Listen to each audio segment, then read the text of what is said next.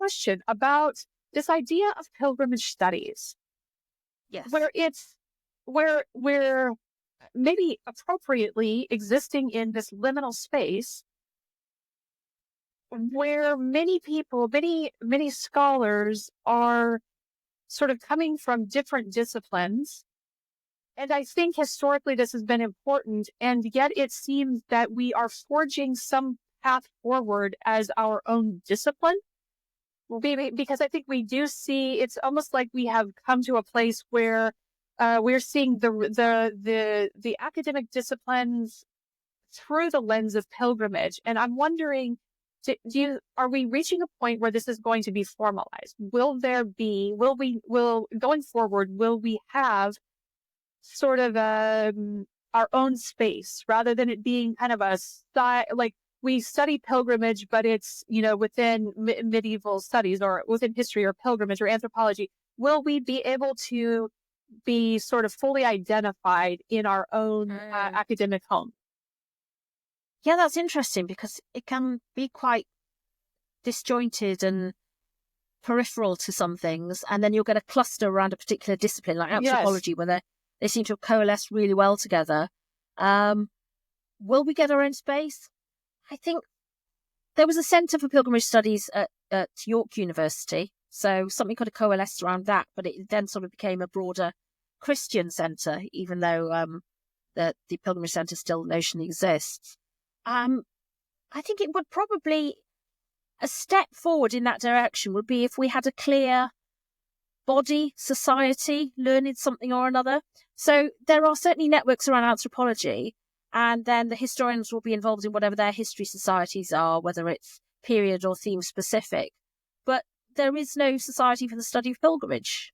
And yet that would bring us together and give us a more coherence, share ideas, and make us more visible. And I think until we start to do something like that, then we're always going to be a bit here and a bit there, and nobody quite knows where we sit. Does that make sense? It makes sense, and I am so appreciative of this idea. I think it needs to happen. I think there are so many scholars who really want to focus on all dimensions of pilgrimages, rather than it being a one-off funded project or a PhD and then people move on to something else. I think we have arrived at a place where this sort of multidisciplinary, interdisciplinary, cross-disciplinary society would be very worthwhile with its own journal. Yes. Yeah. And I also think that it would, from a structural standpoint, be a wonderful way to collaborate. We can still all have sort of our disciplinary kind of main home base, but I do think that it would be wonderful to be able to pour effort and intention into pilgrimage studies from a formal perspective, where those of us who are so passionate about it get to do this all the time, rather than it being kind of as I said, a one-off project or a one-off book where we're always saying, hey, this matters. Pilgrimages matter. Yes. They're important.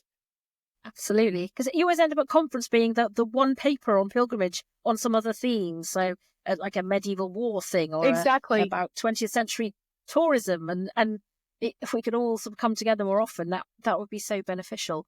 It really would.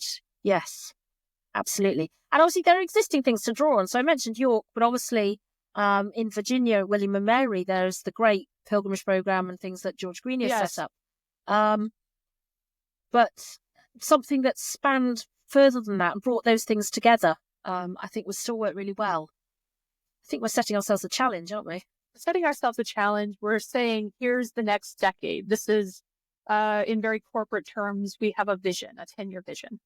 We do have a 10-year vision. Let's have a 10-year vision. We can do this. Let's have a 10-year vision where we also will not feel guilty when we go on pilgrimages and don't respond to email, right? In this society with this 10-year vision. Yeah. I mean, we're quite fortunate because work can go, but we're like, research. We have to go on these pilgrimages. So there we are. That's the best part of studying pilgrimage, isn't it? Is that there are all these places that are inherently pilgrimage sites. And if they aren't historically, we can certainly make the case that they are now. Yes, absolutely. I've spent many a time yomping across fields to holy wells and getting the keys for the church and all that sort of thing in the name of research. And they make for lovely days out. So that's great.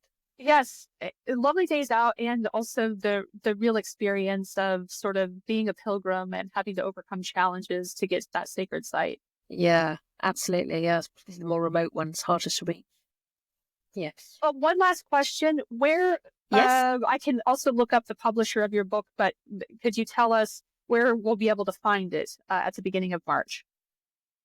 Okay. Holy Places will be out on the 6th of March with Profile Books. You can get it on their website or from any reputable bookseller.